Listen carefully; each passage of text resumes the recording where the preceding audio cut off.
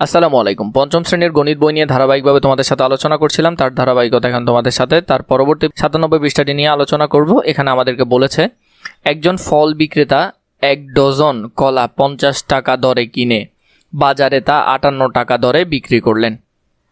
1 dozen ও কিনছে 50 টাকায় এবং বাজারে ও বিক্রি করছে 58 টাকায়। তার শতকরা কত টাকা লাভ হলো? তাহলে 50 টাকায় 8 টাকা লাভ করে, 100 টাকায় 16 টাকা লাভ করে, তাই তো? তো 100 টাকায় যদি 16 টাকা লাভ করে তাহলে তার শতকরা পার্সেন্টেজ কত লাভ হলো? 16% লাভ হলো। কিভাবে করতে হয় সেটা আমরা দেখব। এটা খুবই সহজে আস্তে আস্তে আমরা বুঝে যাব। প্রথমে দিল আমাদেরকে ব্যবসায় আমরা যখন কোনো কিছু ক্রয় করি বা বিক্রয় করি তখন সাধারণত লাভ বা ক্ষতি হয়। তাহলে সাধারণত আমরা কোনো কিছু কিনি লাভের জন্য, মাঝে মধ্যে আবার ক্ষতিও হয়। তো এখানে আমাদেরকে দুইটা সূত্র শিখতে হবে ছোট ছোট। ক্রয় মূল্য থেকে বিক্রয় মূল্য বেশি হলে লাভ হয়। মানে আমি 5 টাকা দিয়ে কোনো জিনিস কিনেছি, বিক্রি করেছি 6 টাকা, তার মানে আমি 1 টাকা লাভ করেছি। তো লাভ হবে কখন? যখন আমার বিক্রয় মূল্যটা ক্রয় মূল্য থেকে বড় হবে, মানে বিক্রি করছি সেটা আমার কিনা থেকে বেশি হবে। এটা তো সাধারণ হিসেব। তাহলে বিক্রয় মূল্য বড় ক্রয় মূল্য থেকে।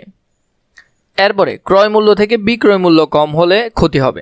তো সাধারণত ক্ষতি কখন হবে? যখন আমার ক্রয় মূল্য বিক্রয় মূল্য থেকে বেশি, মানে কিনছি বেশি টাকা দিয়ে কিন্তু বিক্রি করতেছি কম টাকা দিয়ে। তো তাহলে নিশ্চয়ই এটা ক্ষতি হবে। লাভ বা ক্ষতি সবসময় ক্রয় মূল্যের উপর হিসাব করা হয়। তাহলে এটা খুবই গুরুত্বপূর্ণ লাইন তোমাদের জন্য, এমসিকিউ তো আসতে পারে তোমাদের। লাভ বা ক্ষতি সবসময় ক্রয় মূল্যের উপর হিসাব করা হয়। 1 নাম্বার 1-এর 1-এ বলেছে একটি কলম 50 টাকায় ক্রয় করে 56 টাকায় বিক্রি করা হলে লাভ কত পার্সেন্ট হবে? একটা কলম আমি 50 টাকা দিয়ে কিনছি, বিক্রি করছি 56 টাকা, তার মানে 50-এ 6 টাকা লাভ করছি, তাহলে 100-তে তার দ্বিগুণ হবে, মানে 12 টাকা লাভ করছি। তো এটা বের করবো কীভাবে সেটা দেখি। প্রথমে ক্রয় মূল্য 50 টাকা মানে এতটুকু, আর বিক্রয় মূল্য 56 টাকা, তার মানে এই হলুদ অংশটা হলো লাভ। 56 টাকার ঘর করলাম 50 টাকা, এটা লাভ। তো লাভটা কত পার্সেন্ট? আগে লাভের পরিমাণ বের করব। লাভের পরিমাণ আমরা যদি লিখি 56 বিয়োগ 50, তার মানে 6 টাকা। 50 টাকায় লাভ হয় 6 টাকা, তাহলে 1 টাকায় উপরে 6 নিচে 50, 1 টাকায় উপরে 6 নিচে 50। এরপর 100 টাকায়, তাহলে উপরে 6 এদিকে পাশে 100, 100 টাকায় বলছে, আর নিচে হলো 50। তো 50-কে যদি 100 দিয়ে কাটো উপরে 2, আর 2-কে যদি 6 দিয়ে গুণ করো, এটা কিন্তু 6, 6 দুগুণে 12 টাকা। কত টাকা? 12 টাকা। তার মানে লাভ করছে কত টাকা? লাভ করছে 12%। তার মানে ওই তখন তোমাকে যেটা বললাম 50% হলে সহজ হয়, যদি অন্য পার্সেন্ট হয় তখন তো কঠিন হবে।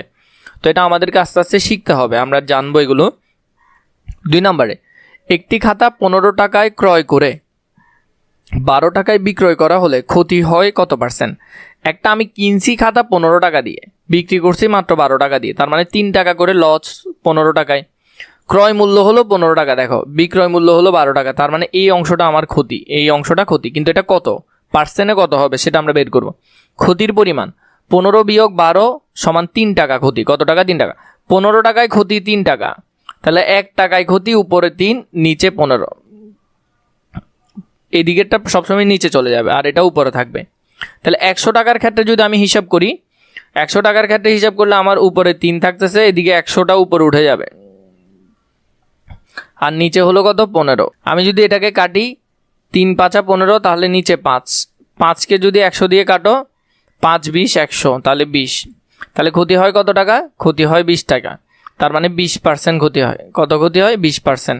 100%-এর মধ্যে আমার 20% ক্ষতি হয়। তাহলে এভাবে করে তোমরা এই পৃষ্ঠাটার সমাধানও সুন্দর করে করতে পারবে। পরবর্তী পৃষ্ঠা প্রয়োজন হলে নিশ্চয়ই কমেন্ট করে জানাবে।